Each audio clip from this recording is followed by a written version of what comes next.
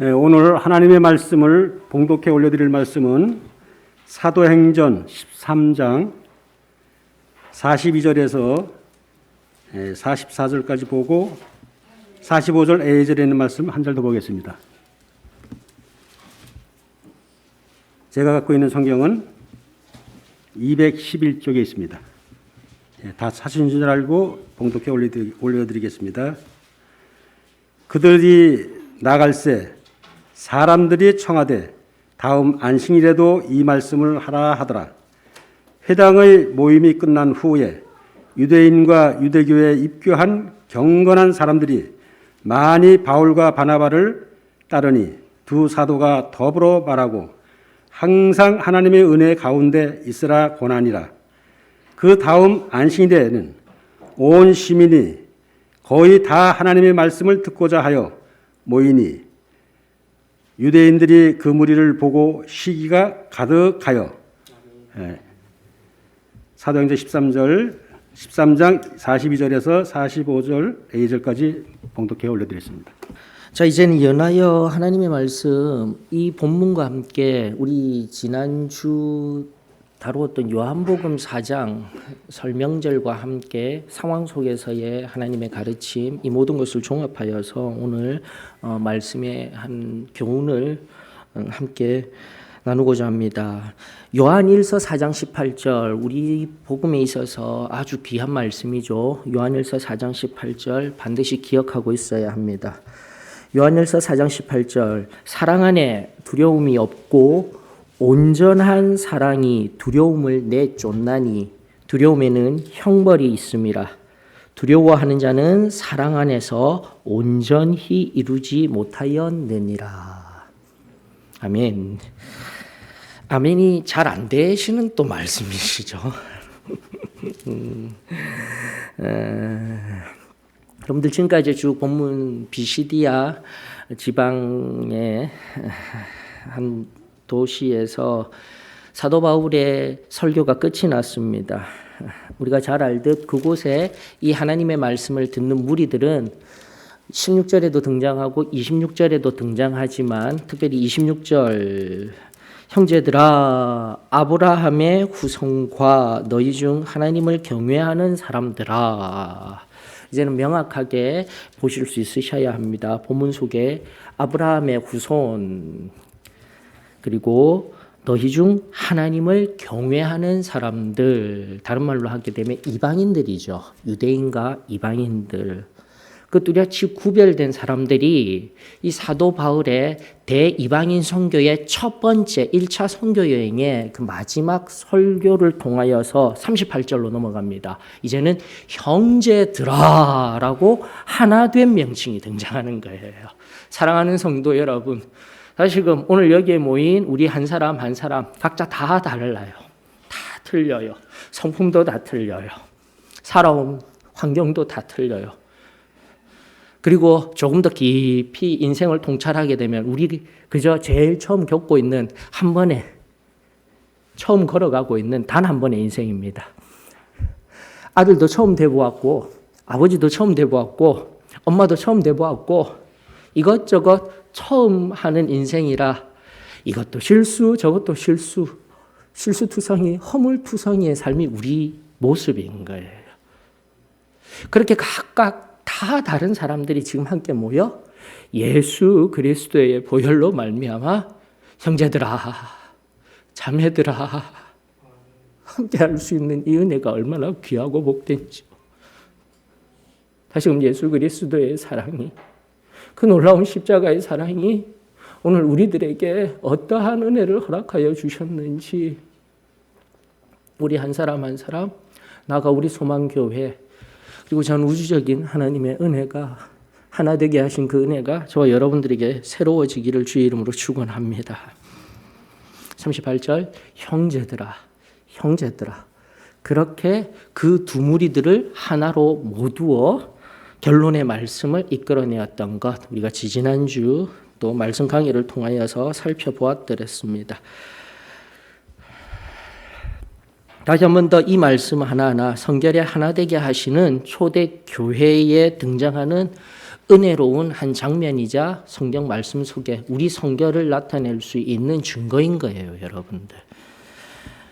성결의 체험, 즉 나의 개별적인 그 체험만이 강조되는 나의 신앙 또는 오늘날 우리 사도의 신앙교회의 신앙함 속에서 거룩, 구분, 구별 이러한 용어에 의하여서 이러한 개념들에 의하여서 나 중심의 성결이 고착화되고 굳어져 버린 그 신앙 안에서 오늘 결론의 말씀 마지막 결론의 말씀 속에서 전혀 나 중심의 성결이 아니었습니다. 고백이 되어져야 되는 거예요.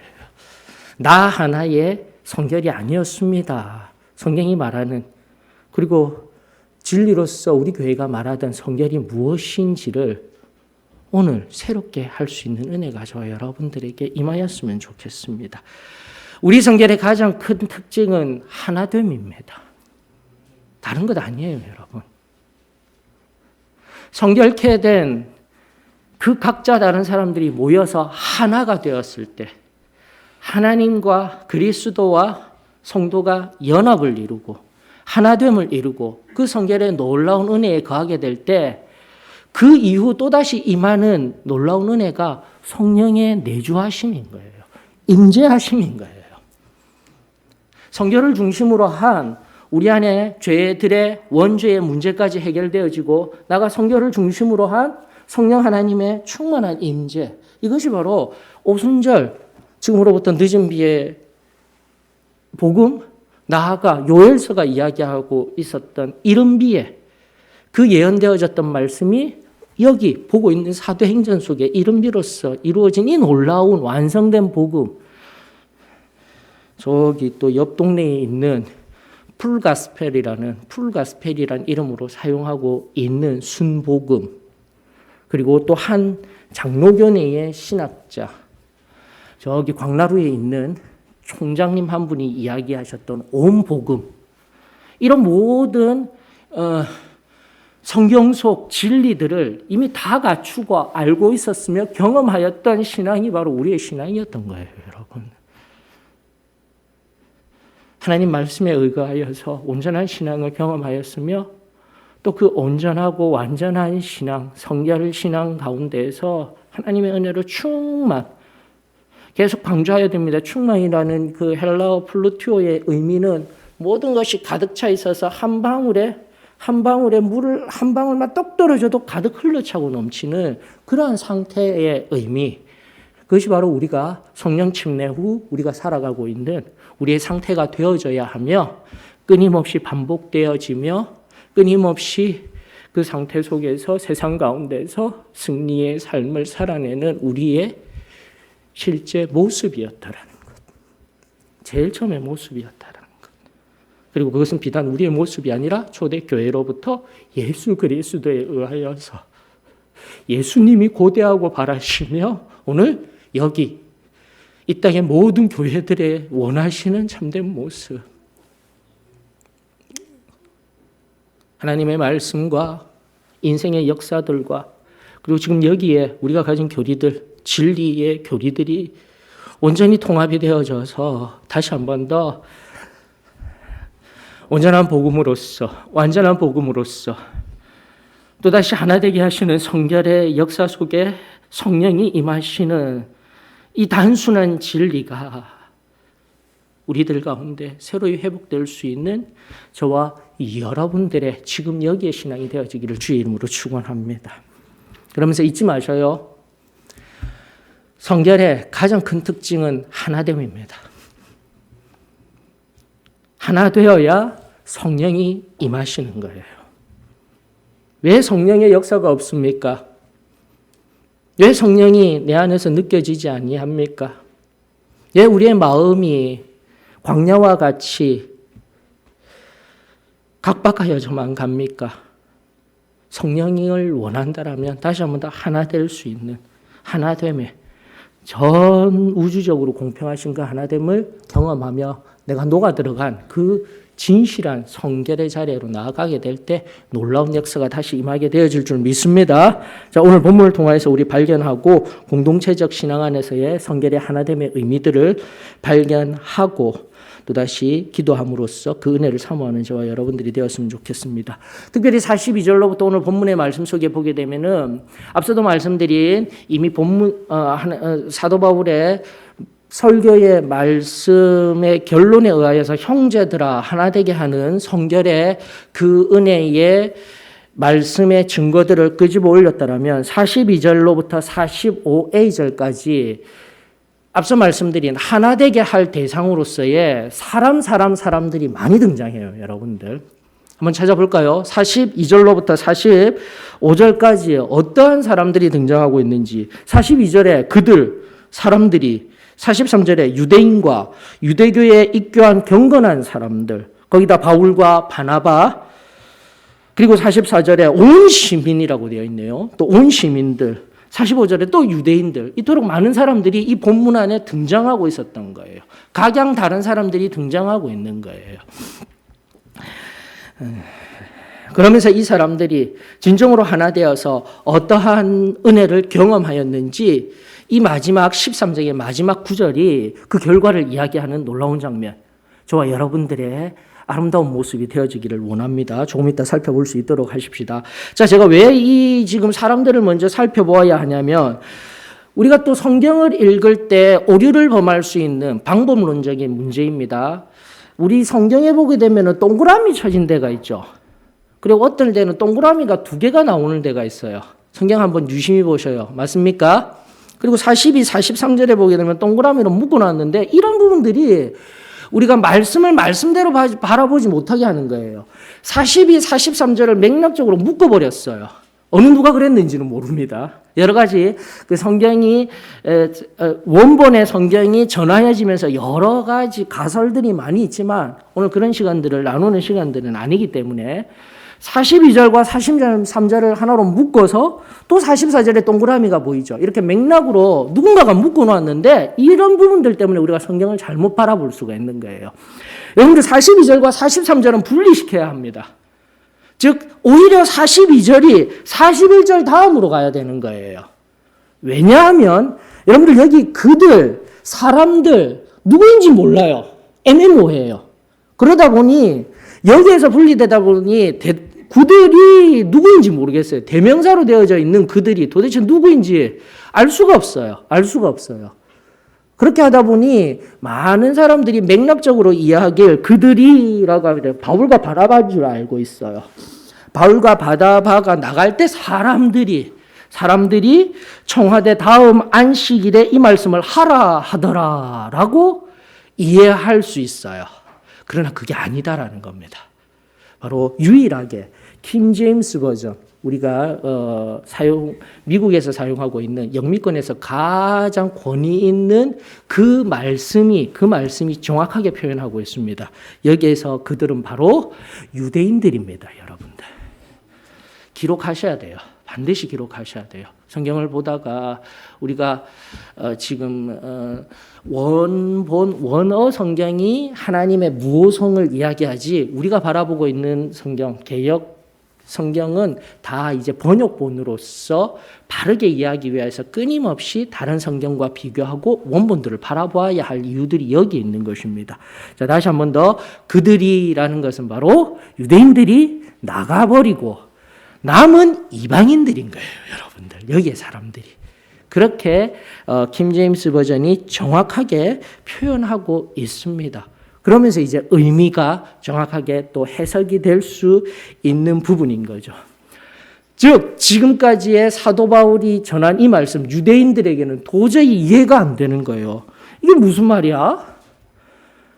분명히 갈릴리의 괴수로서 죽었던 예수 그리스도가 메시아래. 이게 도대체 무슨 말이야? 연사를 잘못 세웠구나. 어디서 저런 말도 안 되는 일이? 여기까지 생각하게 되면은 많은 성경을 알고 지금 그 당시의 상황도 이해하고 있는 사람들이에요. 그러나 대다수의 유대인들은 이게 뭘까? 아무런 감흥도 느낌도 없이 그냥 가는 거예요. 여러분들, 오늘날 예배도 마찬가지입니다. 하나님의 은혜를 사모하며 예배를 통하여서 하나님이 말씀하여 주시고 하나님의 영이 운행하시면서 우리 한 사람 한 사람을 만져주십니다. 이 예배에 확신이 있더라면 오늘 예배에 다른 부차적인 것을 가지고 함부로 예배를 판단하지 않습니다. 다시 한번 우리의 신앙이 깨어져야 되는 거예요.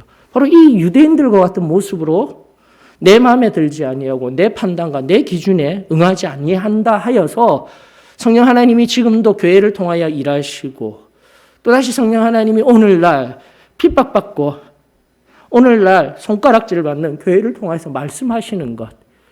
우리 올 한 해 하나님의 말씀의 구호 속에 세 가지 키워드 잊지 아니하기를 원합니다. 귀 있는 자는 들을지어다. 무엇을요? 성령이 교회들에게 말씀하시는 것을.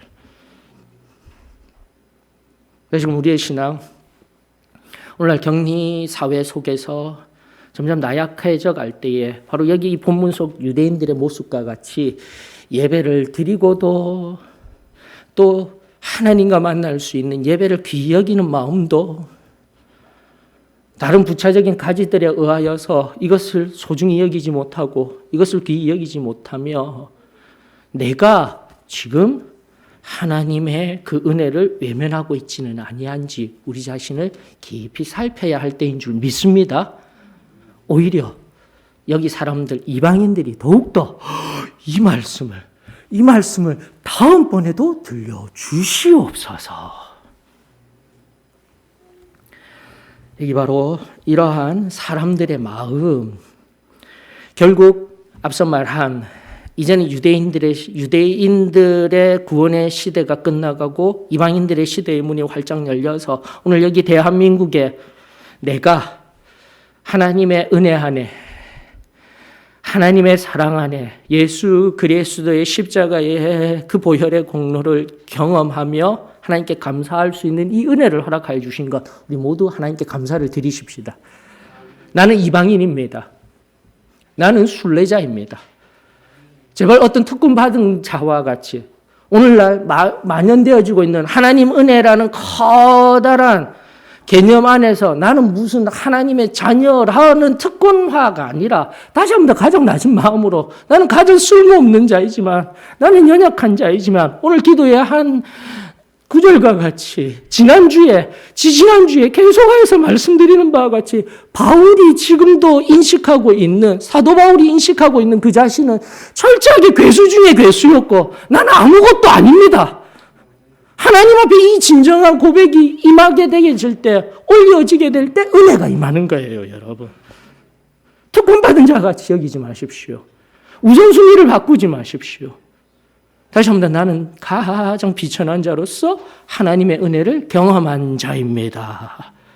이 원래의 나의 제일 처음 첫사랑의 모습을 다시 한번 더 기억하며 경험하며 날마다 예배 가운데 삶 속에 하나님께 감사할 수 있는 그 근원적인 감사가 우리들에게 새로워지기를 주의 이름으로 축원합니다.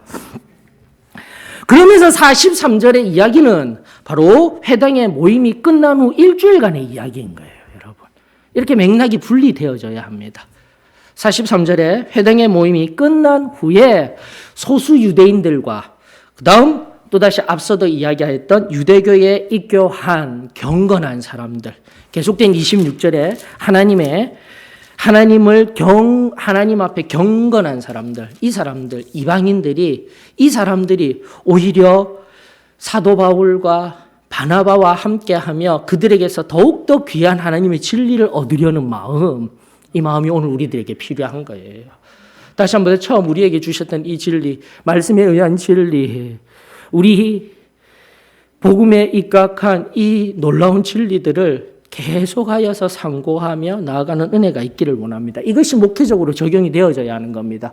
주일날 예배의 설교는 제가 계속 강조합니다. 선포적인 기능이 큽니다, 여러분들. 근데 오늘은 왜곡되어져 있어요. 왜냐하면 양적인 교회의 현상 때문에 양쪽으로 많은 사람들이 와야 되기 때문에 설교가 선포적인 기능을 상실하고 은혜만 주어야 된대요. 내러티브적인 설교를 해야 된대요. 위로하고 만져주는 설교가 필요하대요. 아니에요, 여러분. 다시 한 번 더요. 다시 한 번 더 주일날에 하나님의 음성은 선포되어져야 합니다. 우리가 아프고 힘들지만 설교는 하나님 말씀의 음성은 우리의 연약함과 우리의 죄된 상황을 명확하게 인식할 수 있도록 하나님의 음성이 선포의 형식으로 나와줘야 하는 거예요.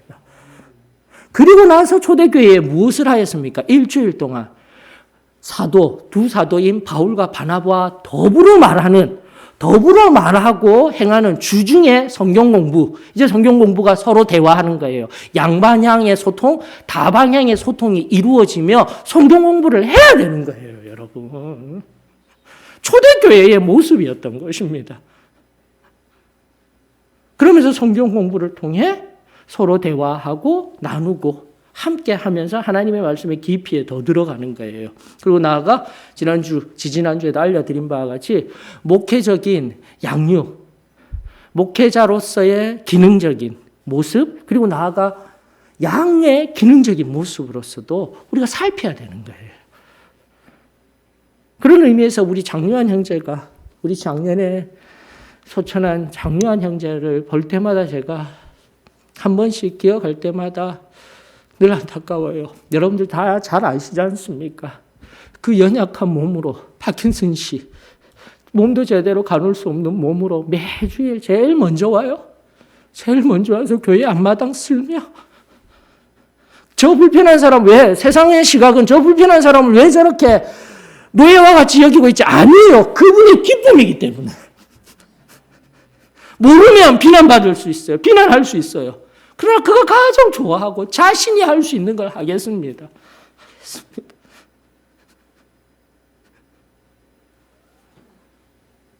이미 10년 전에 여러분들 아시잖아요. 그 파킨슨씨 병으로 그때 돌아가실 거야 하던 분이 바로 그 병에서 서서히 나아지며 하나님 앞에 나아져 가며 10년 동안 바로 이 가운데 있었던 거예요. 초기에는요, 밤에도 찾아오셨어요. 목사님, 잠이 안 와요. 기도해 주세요. 밤에도 찾아오셔요. 밤낮 가릴 것 없이 찾아오시면서 기도해 주세요. 개별적으로 도움을 요청하고 3시간씩, 처음에는 제가 3시간씩 얘기를 들어야 돼요. 밤에도 들어야 돼요. 그 아픈 몸을 이끌고 여기가 살 수 있는 자리이기 때문에 이 성전에 와야 내가 살기 때문에 예배를 통한 설교, 예배를 통한 기도뿐만이 아니라 바로 그 주중에 끊임없이 나오시며 하나님을 붙들고자 열망하시며 내가 살아야, 나라도 살아야 내 가족을 살릴 수 있어요.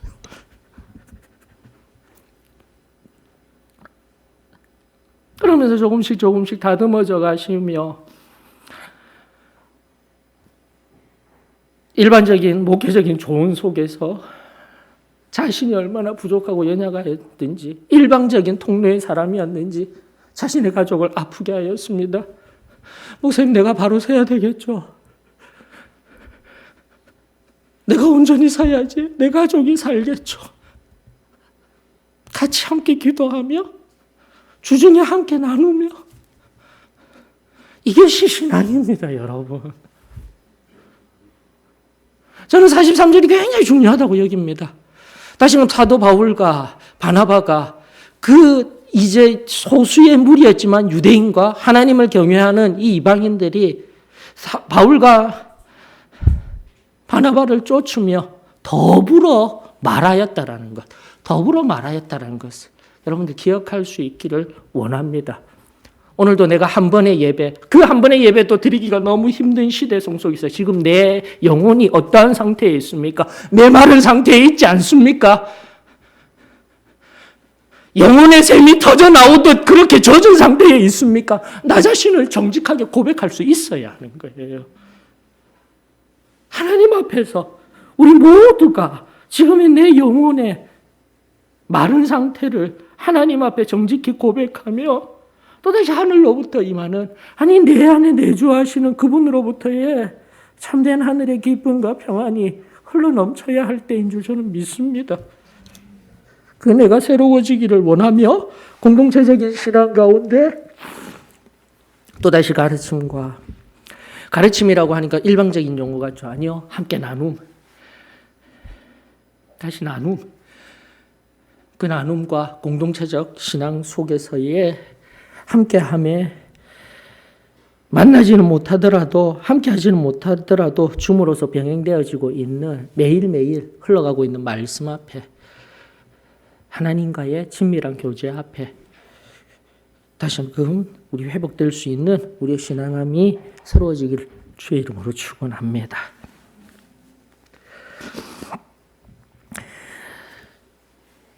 앞서서 이제 원죄의 이야기 내어드리면서 원죄 3장 10절 지난주에 강의하여 드린 그 원죄의 문제 요한복음 4장 사마리아 여인에 의하여서 그 수치 그 모든 것들 다 드러내면서 변화된 모습 이것이 자범죄들과 원죄가 완전히 해결함을 받는 복음의 진수가 거기에 녹아져 있어요.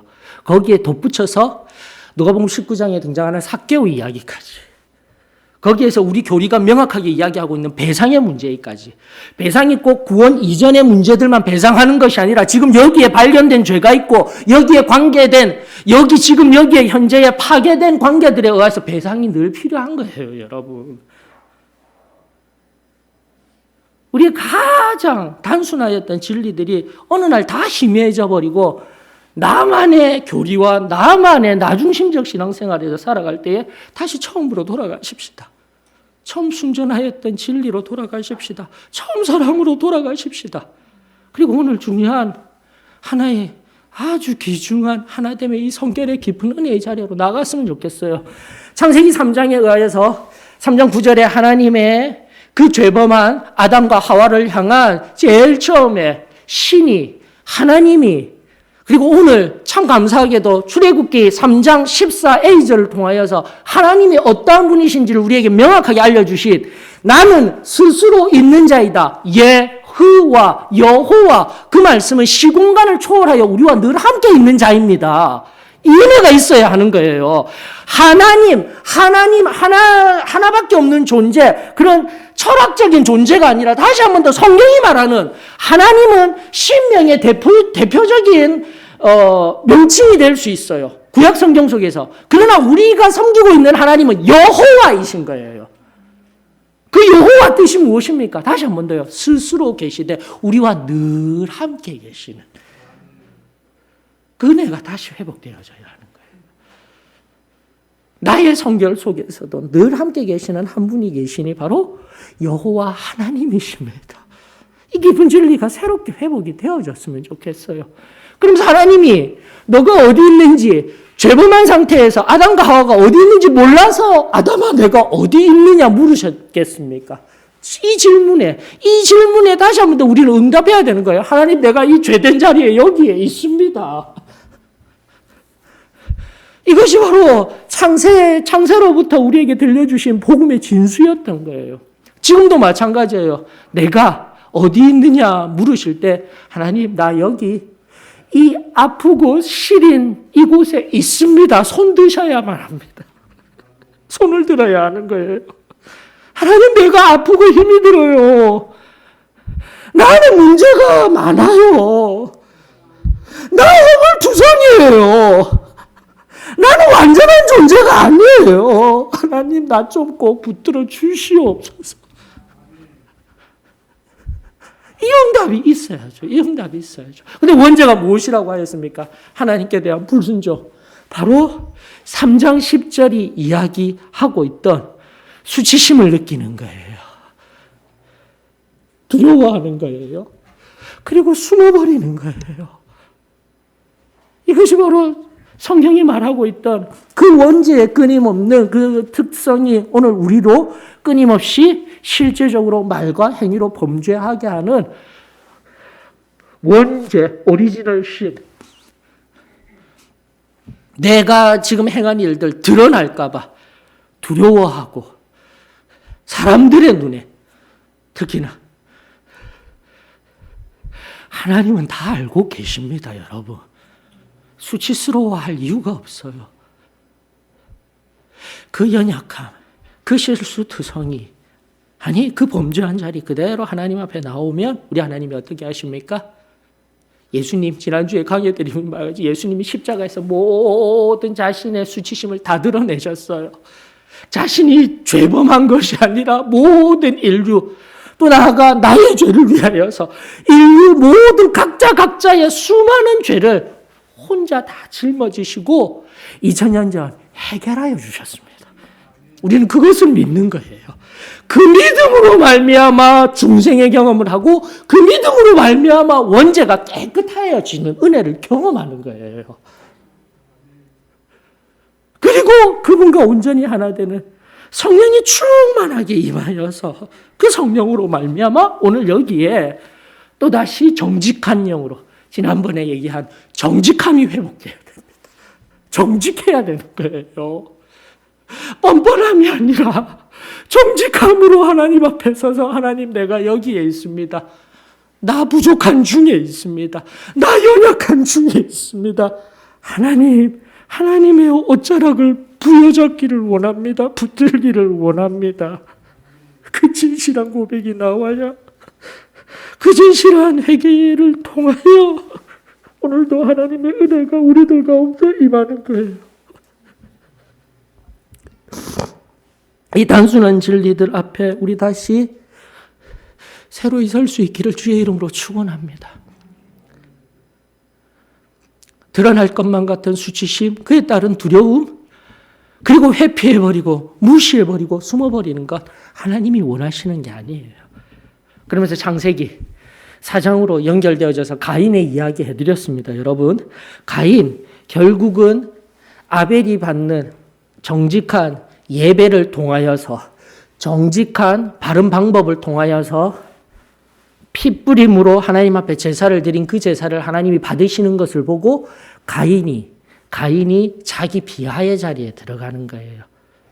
여러분들 오늘 여기 13장 본문서 유대인들의 모습인 거예요. 시기가 가득한 자리. 그 전에 우리가 범할 수 있는 모습인 거예요. 특별히 목회자들에게, 특별히 앞선자들에게, 특별히 오랜 신앙생활을 가진 자들에게 내가 지금까지 열심히 섬겼는데, 내가 지금까지 열심히 가르쳤는데, 내가 지금까지 하나님 앞에 한 게 있는데, 이게 유대인들의 모습이었던 거예요. 바울과 바나바가 와서 하나님의 말씀을 증거할 때 온 성이 일어나, 온 시민이 일어나 하나님의 말씀을 듣고자 나왔을 때 그 마음에 시기가 있기 전에 나는 이거밖에 안 돼. 나는 저거밖에 안 돼. 창세기로 다시 돌아가서 원죄의 특성이 이렇게 우리들을 아프게 하고 힘들게 하였던 모습들을 발견할 수 있어야 되는 거예요, 여러분. 그리고 아벨을 통하여서 가인은 자기 비하의 자리로 들어가 어떻게 합니까? 책임을 전가하는 거예요. 미워지는 거예요. 그 대상이 미워지는 거예요. 이미 아담도 하와를 통하여서 그 대상에게 행한 모습입니다. 하나님이 만들어주신 이 여자가 나로 범죄하게 하였습니다. 내가 잘못했습니다가 나와야 되는 것이, 그 정직한 진실의 고백이 나와야 하는 것이 기독교의 가르침임에도 불구하고 우리는 끊임없이 저 사람이 문제입니다. 이 상황이 문제입니다. 저 대상이 문제입니다. 이것이 사단이 하는 일인 거예요, 여러분. 깨달아야 합니다. 철저하게 나 자신을 살펴야 합니다. 나를 하나님 앞에 산제물로 내어드려야 합니다. 내가 문제입니다.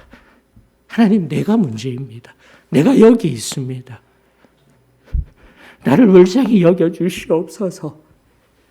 있는 그대로 하나님 앞에 나아가게 될 때 그 대상을 향하여서 시기하는 마음이 없습니다.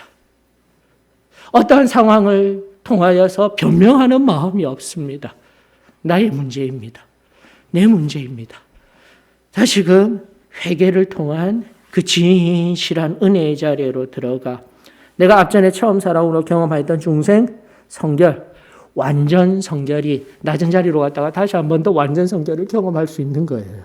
성령에 의하여서. 우리는 끊임없이 완전 성결을 경험한 연후 이 완전 성화의 100%의 자리에 있는 인생이 아니라 우리의 썩어져가는 육신, 우리의 연약한 마음, 우리가 가지고 있는 모든 왜곡된 사회 구조적 악에 의하여서 끊임없이 우리의 연약함, 실수, 투성이의 삶을 살아갈 수 있는 거예요. 그러나 다시 완전한 성화로, 완전한 성결을 경험해야 되는 거예요.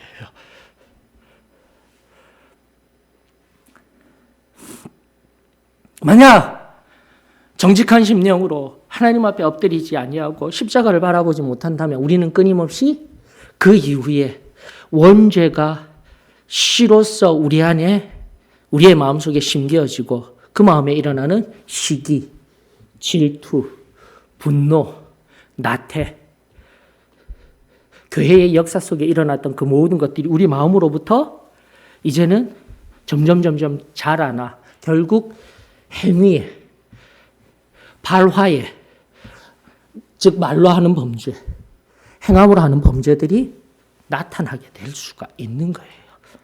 사랑하는 성도 여러분, 다시 한 번 더 하나님께서 오늘 우리들에게 말씀하여 주시고 말씀을 통하여서 이 초대교회 안에서 유대인들도 이 말씀을 듣고 이 말씀, 여기 42절에서 이 말씀을 꼭 해주십시오 했는데 44절에 보게 되면 하나님의 말씀이라고 명확하게 이 말씀이라는 대명사화된 그 말씀이 하나님의 말씀이라는 것을 명확하게 하고 있습니다.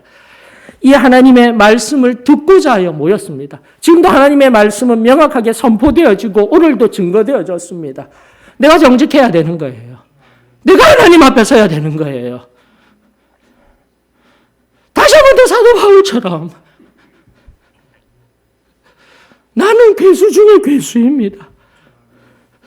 나는 분토와 같은 자입니다.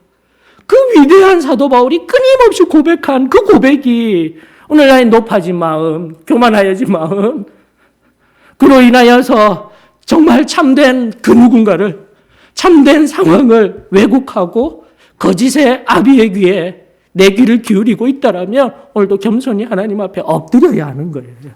하나님을 찾아야 하는 거예요. 내가 시대의 격리 상황 속에서 하나님보다 세상이 말하는 것에 더 귀를 기울였습니다. 하나님보다 더 사랑하는 내 가족 때문에 움직이는 것이 힘들었습니다. 하나님보다 더 사랑하는 그 무언가 때문에 하나님을 온전히 섬기지 못하였습니다. 그 진실한 고백이 오늘 이 아침 우리의 입술을 통하여 하나님 앞에 올려지게 될 때 결코 세상이 줄 수 없으며 세상이 알려주지 아니하는 하늘로부터의 제일 처음에 그 놀라웠던 사랑 저와 여러분들에게 새로이 임하여지기를 오늘 여기에 임할 것임을 저는 믿습니다. 자, 마지막을 향해 나아가십시다. 그러면서 이 시기가 가득한 곳에 바로 43절에 의하여서 일주일 동안 사도 바울과 바나바가 한 것은 다 서로 말하고 더불어 함께 하였습니다. 그 첫 번째를 보셔야 되고요. 그러면서 두 번째가 더불어 말하며 권면한 것이 있습니다. 무엇입니까? 43절에 항상 하나님 은혜 가운데 있으라라는 거예요. 이미 은혜 받고 경건한 사람들이 어떤 은혜를 체험하였어요. 이미 말씀을 받고 믿음이 생기기 시작했어요. 믿음 생기기도 이전에 오늘날 개혁교회가 이야기하듯 오늘날 구원받았습니다. 고백하십시오. 구원받았습니다. 이 이야기를 하기 이전부터 당신은 믿음이 생기기 이전부터 구원받았습니다 하는 시대 앞에서 다시 한 번 더 우리는 바르게 서야 되는 거예요. 그 받은 은혜 가운데, 그 하나님의 은혜 가운데 계속 서 있어야 합니다. 이것이 바로 초대교회로부터 우리들에게 권면한 말씀인 거예요. 그리고 서신서가 끊임없이 얘기하듯 하나님 주신 은혜, 그로 말미암아 구원받아서 저기 아무런 이 삶의 과정도 없이 여기 구원받았기 때문에 저기 천국 갑니다 라고 가르치는 것이 아니라 끊임없이 하나님의 은혜 가운데 서 있기를 원합니다. 서신서 끊임없이 하나님의 말씀으로 하나님의 은혜에 의해서 싸워야 합니다. 인내하여야 합니다. 분투하여야 합니다. 이것이 지금 우리가 오늘날 힘들고 어렵지만 이 격리의 상황 가운데서 어렵지만 다시 한 번 더 힘을 내어서 아니 내가 힘을 내는 것이 아니라 성령 하나님의 의지하여 성령 하나님이 나를 붙들어 주셔서 내가 세상 가운데 온전히 살아가야 할 모습인 거예요.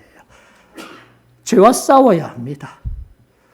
오늘도 내 배를 따뜻하게 하는 그 무언가가 싸워야 합니다.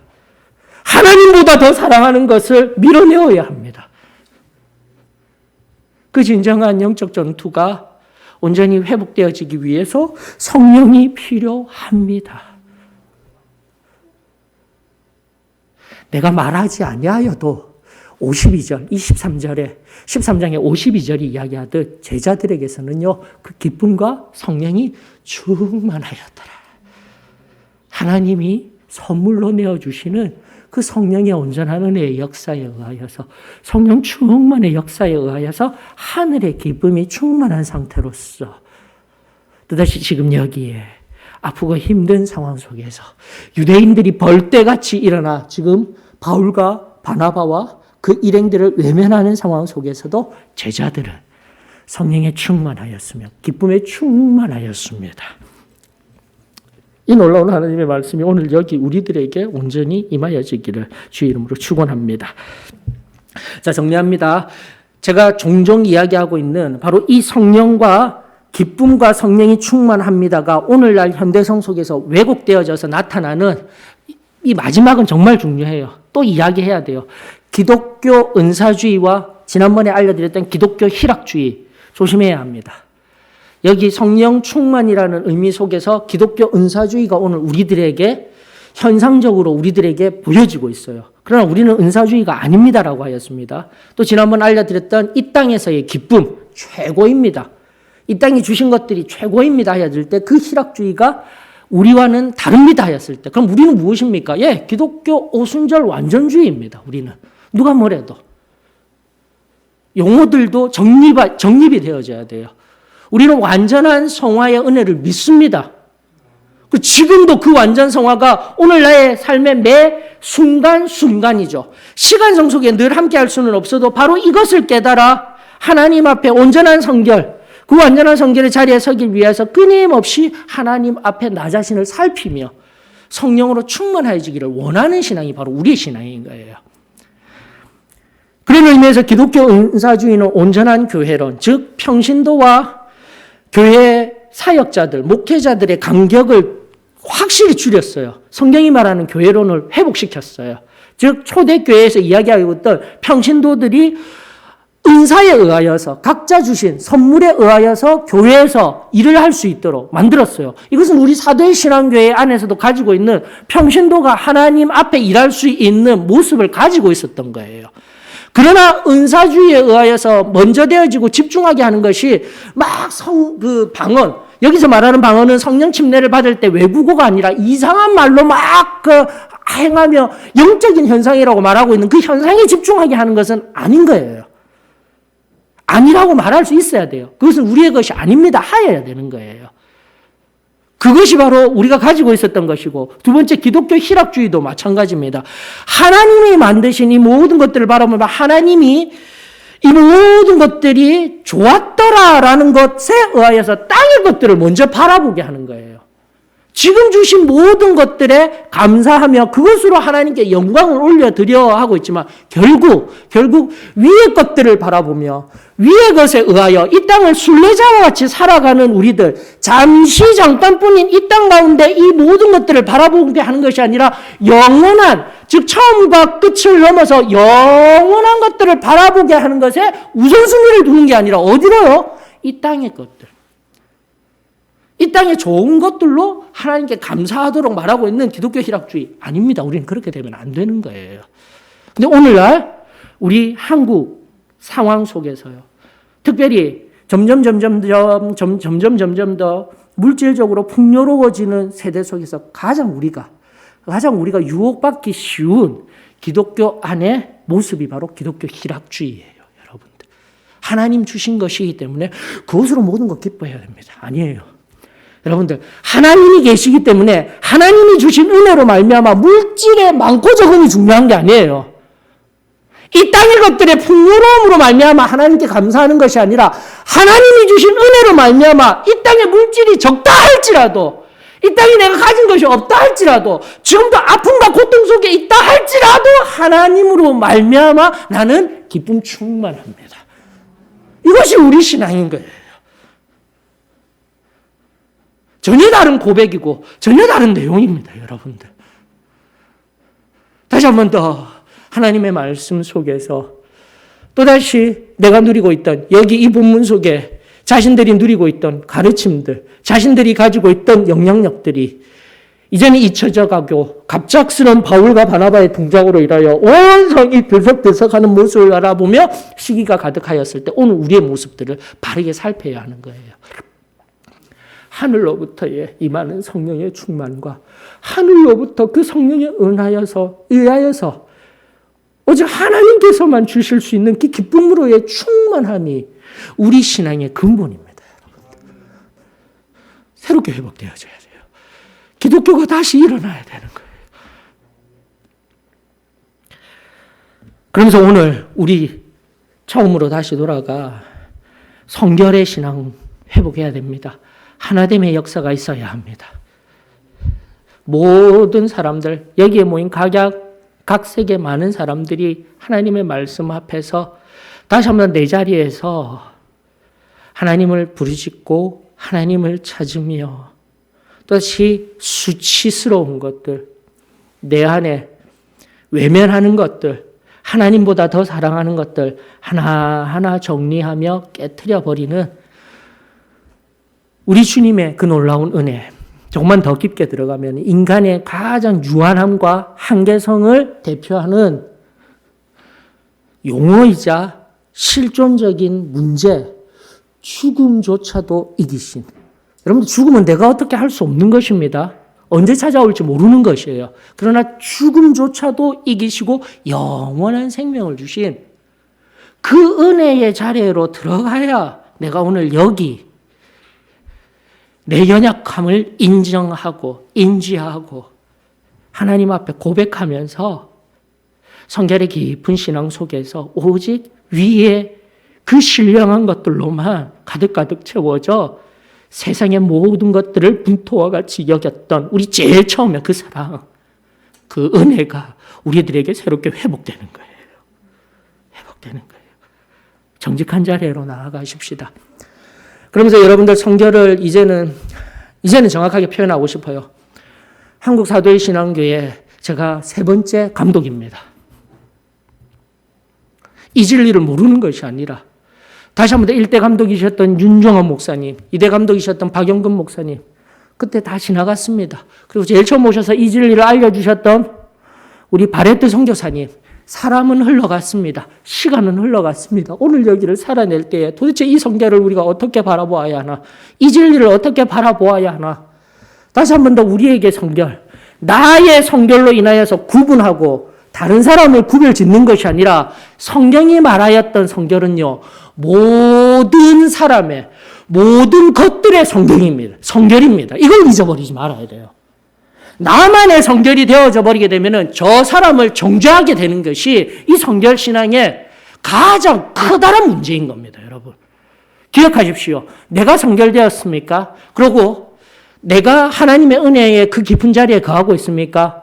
기억하십시오. 내 옆에 있는 저 사람도 성결함을 받은 자입니다.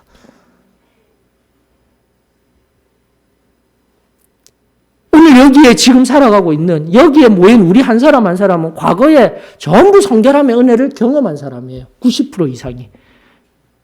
이걸 놓치고 있는 거예요. 나만 성결한 거예요.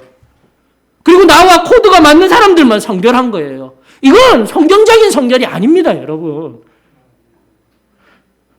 전우주적인 하나님을 알고 나중심의 신앙, 끊임없이 우리가 우상이라고 여기는 그 나중심의 신앙 속에 다시 한번 나중심의 성결이 어느 날 자리 잡음으로 말미암아 나와 다른 사람들은 정죄의 대상이 되어버리고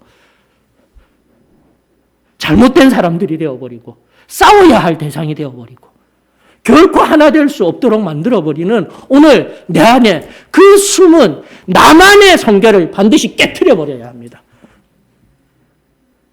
모두의 성결로서 하나님이 우리에게 주신 이 진리의 성결로서 오늘 우리의 신앙을 새롭게 회복하게 될 때 다시 한번 내 옆에 부족하고 연약한 그 사람도 요한일서 4장 18절이 이야기하듯 온전한 사랑에 의하여서 보듬어낼 수 있는 거예요.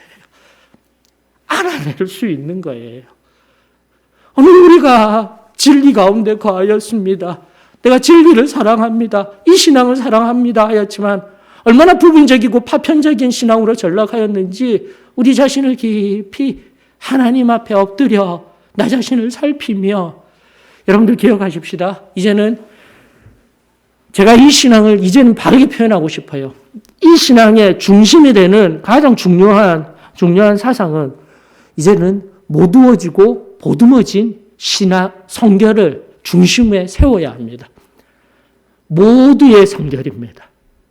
다시 한 번 더 그 모든 이들의 모든 것들의 온전한 성결 안에서 하나가 되어지게 될 때 모든 것들을 보듬어낼 수 있는 이 성결이 우리가 받았던 진리입니다. 그리고 앞으로 세상 가운데 전해야 할 성령 하나님이 강력하게 우리로 세상을 향하여서 밀어낼 수 있는 나만의 성결로서 여기 안에서 나만 기뻐하는 신앙, 나만 하나님 앞에 순결한 신앙이 아니라 세상 한가운데 뛰어들어가 그들을 보듬어낼 수 있는 성결의 능력, 성령으로 말미암은 그 능력, 그것이 바로 승리의 능력이었습니다. 승리의 복음이었습니다. 오늘 나 중심의 성결, 그걸 깨트려야 돼요. 다시 한번 여기 사도 바울과 바나바가 이방인들을 향하여서 증거하고 이방인들과 함께하는 것을 차마 눈 뜨고 보지 못하는 유대인들처럼 살아가실 것입니까?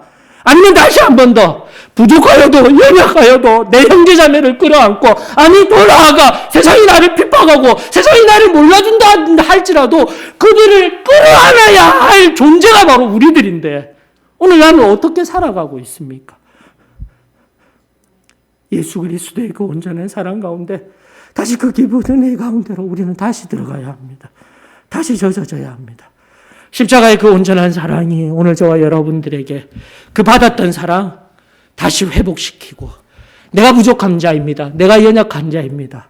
그 정직한 하나님의 음성 하나님 앞에 온전히 올려드리면서 그 은혜를 새롭게 회복할 수 있는 세상 누구라도 사랑할 수 있는 내 안에 수치심 다 드러나더라도 그 누군가를 품어낼 수 있는 요한복음 4장의 사마리아 성의 그 여인과 같이 자기 본동대로 돌아가 모든 사람들에게 내가 메시아를 만났습니다. 내가 주님을 만났습니다.